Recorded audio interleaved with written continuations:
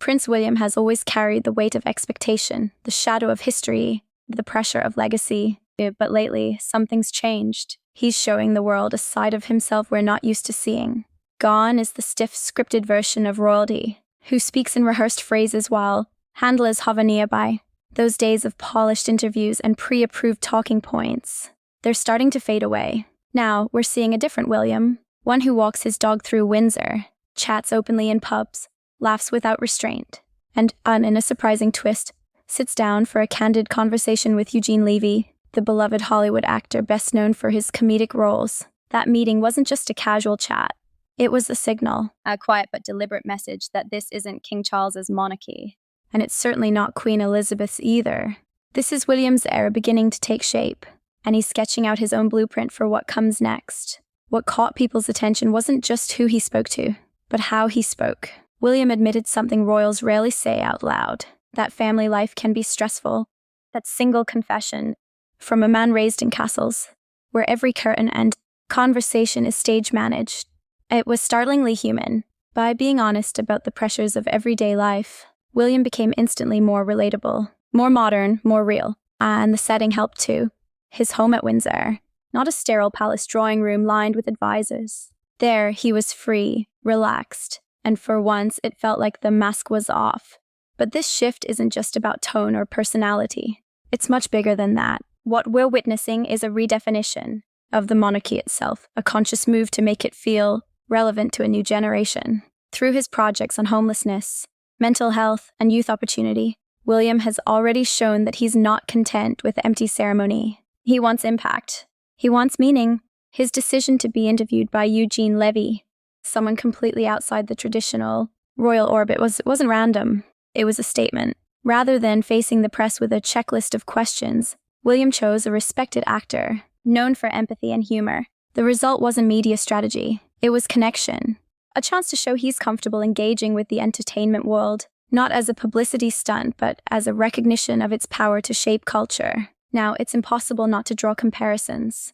Harry and Meghan once tried to merge royalty and celebrity, stepping away from the institution entirely. But their Hollywood gamble hasn't quite played out as they hoped. The doors of show business don't automatically swing open just because you once lived at Buckingham Palace. William, on the other hand, doesn't have to chase relevance. It comes to him naturally. He can make a call and people answer. Not because he's seeking fame, but because he represents something enduring. He's proving that you can modernize the monarchy without abandoning it, that you can wear the crown without being weighed down by it. And while Catherine, the Princess of Wales, isn't making headlines with interviews or bold statements, her influence is just as powerful, and perhaps more subtle. Watching her meet rare families, engage with communities, or glide down steep stairs in high heels with calm grace, it's clear she embodies composure and quiet strength. She doesn't need to speak loudly to make an impression. Her poise does the talking. Together, she and William are creating a new image of the royal family. One that's grounded, relatable, and disciplined, yet still undeniably regal. All of this builds to one undeniable truth. Prince William is preparing the stage for a monarchy that breathes, one that honors tradition but refuses to be trapped by it. Yes, the iconic events and coronations, jubilees, remembrance ceremonies will still hold their place, but around them we'll see a different kind of energy. A monarchy that laughs, listens, and even jokes about everyday life. This is royalty reimagined. And here's the thing. None of it feels accidental. Every move, every word, every casual stroll through Windsor seems designed to gently dismantle the idea that royals must live behind glass. When William rides a scooter to meet Eugene Levy or stops for a pint at a local pub, he's not just trying to look relatable. He's showing that leadership can exist without distance. That power can be worn lightly. Not as armor, but as authenticity. The contrast with his father and grandmother couldn't be sharper. For decades, King Charles and Queen Elizabeth's images were guarded by layers of protocol and press control. Every sentence weighed against centuries of expectation. William, he leans into imperfection. He laughs about pop culture. He opens up about the stress of family life. And in doing so, he connects with younger generations who value honesty over heritage. But don't mistake his informality for rebellion.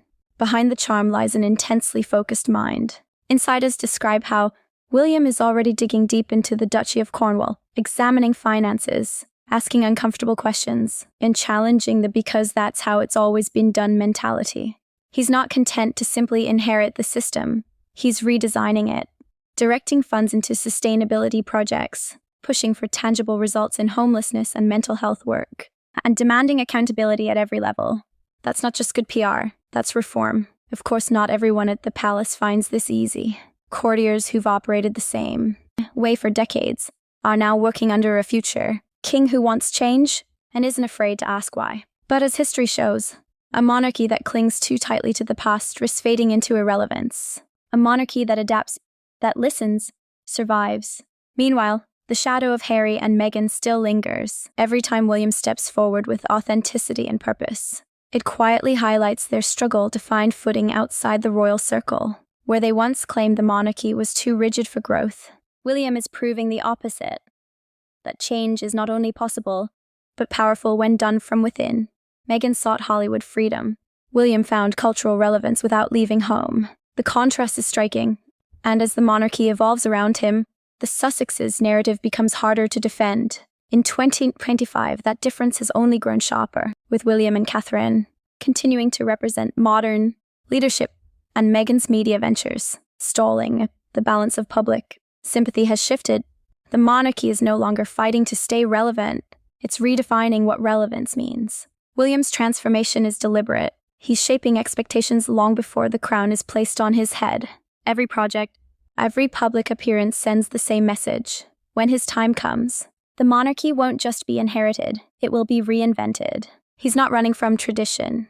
He's reshaping it into something that breathes with the present. And with Catherine by his side, steady, elegant, and composed, that transformation feels balanced, not reckless. Together, they embody both progress and permanence. Yeah, the stability of the old world and the promise of the new.